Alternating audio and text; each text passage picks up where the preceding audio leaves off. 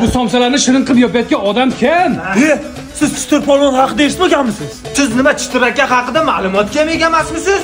Unda marhamat. Chitir polvon. Shitir sanab, chitir somsa yeng. Daqa kelib olib, jitir qilmasdan.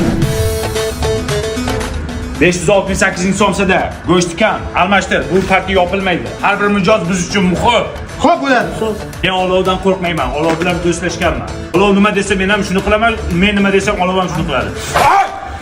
Ya ustoz. Kamera jimni pasdan olib kelib kuydi qo'li.